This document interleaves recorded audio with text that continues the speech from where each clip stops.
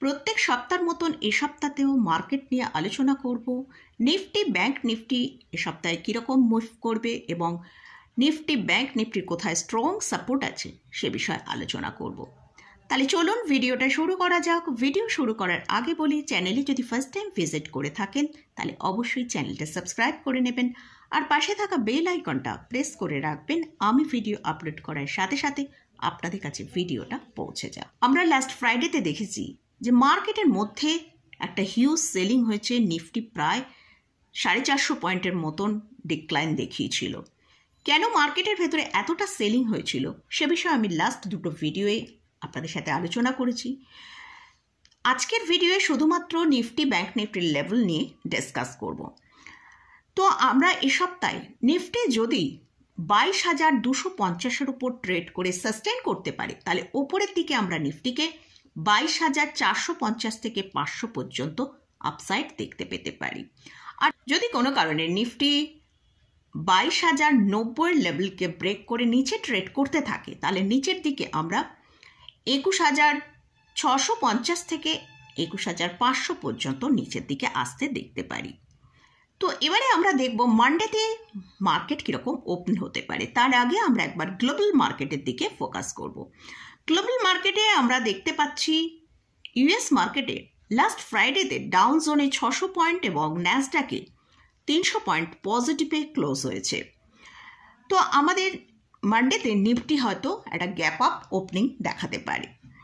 সেক্ষেত্রে আমরা যদি দেখি নিফটি 22,250-এর ওপর ট্রেড করছে এবং করে সাস্টেন করছে তাহলে নিফটি ওপরের দিকে 22,300 থেকে 22,340 পর্যন্ত একটা আপসাইড দেখাতে পারে।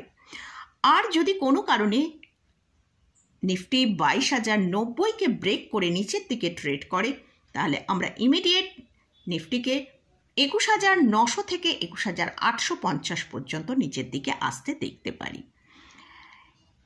তো এটা গেল নিফটি নিয়ে আলোচনা করলাম। এবারে আসছি ব্যাংক নিফটি। তো ব্যাংক নিফটি কিন্তু নিফটির মতন এতটা সেলিং হয়নি। ব্যাংক নিফটি তার যে স্ট্রং সাপোর্ট তাকে মেনটেন করে ওপরে ক্লোজিং দিয়েছে। তো ব্যাংক নিফটি এখন একটা রেঞ্জের মধ্যে ট্রেড করছে। ওপরের দিকে 48,473 আর নিচের দিকে 48,088। এই রেঞ্জের মধ্যেই ব্যাংক নিফটি ট্রেড করছে। যদি কোনো কারণে আমরা ব্যাংক নিফটিকে ওপরের দিকে 48,450-এর ওপর ট্রেড করতে দেখি এবং ভালো সাস্টেন করে তাহলে ওপরের দিকে ব্যাংক নিফটি 48,625 থেকে 48,700 এ পর্যন্ত আপসাইড দেখাতে পারে। আর যদি কোনো কারণে ব্যাংক নিফটি তার 48,000-এর লেভেলকে ব্রেক করে নিচে ট্রেড করে সেক্ষেত্রে আমরা নিচের দিকে 47,800 পর্যন্ত ব্যাংক নিফটিকে নিচের দিকে আসতে দেখতে পারি।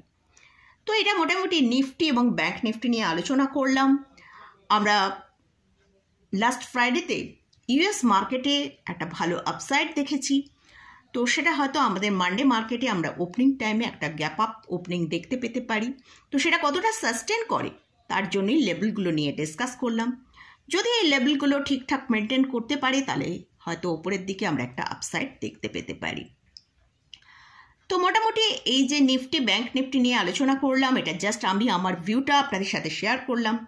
যদি আপনারা এখানে কোনো ট্রেড নিতে চান তার আগে কিন্তু ভালো করে চার্ট অ্যানালিসিস করে নিয়ে তারপরেই আপনারা ট্রেড নেবেন। তো আমি জাস্ট আমার ভিউটা আপনাদের সাথে শেয়ার করলাম।